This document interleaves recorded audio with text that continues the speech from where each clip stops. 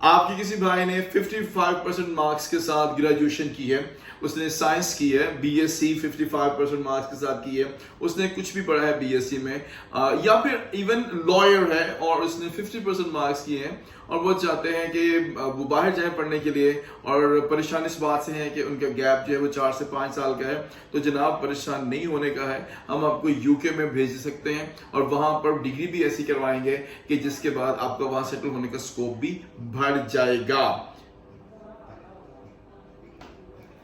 जनाब अस्सलाम वालेकुम, नाम है इमरान अली इमरान और हमारी कंसल्टेंसी फर्म का नाम है इंग्लिश काउंसिल कंसल्टेंट्स और हमें ब्रिटिश काउंसिल यूके ने अवार्ड ऑफ एक्सीलेंस दिया है हमारे अच्छे परफॉर्मेंस और अच्छे काम की वजह से। हम बहुत नेक नियति से पढ़ाते हैं और स्टूडेंट्स को बाहर भेजते हैं। तो कोर्स जो मैं आपके लिए लेकर आया हूं तमाम दोस्तों के लिए जो 55% मार्क्स ले चुके हैं ग्रेजुएशन में और यूके में स्टडी करने जाना चाहते हैं, तो हम रिकमेंड करेंगे कि आप एक ऐसा कोर्स करें जिसमें 2 मेजर सब्जेक्ट्स हो। फॉर एग्जांपल आपको भेजना चाहेंगे चेस्टर यूनिवर्सिटी में और कोर्स का नाम है MSc electronic and electrical engineering. दोबारा से सुन लीजिए, MSc electronic and electrical engineering.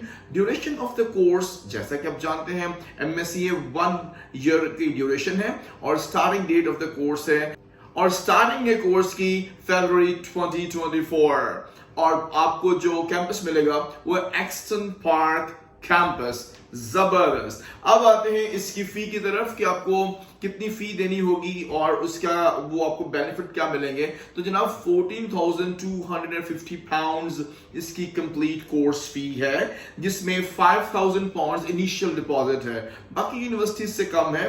5,000 pounds initial deposit एक अच्छा और इजी डिपॉजिट इसे कंसिडर किया जाता है। ये डिपॉजिट करना है आपको, हम स्कॉलरशिप लेके दे सकते हैं 2,500 पाउंड्स की।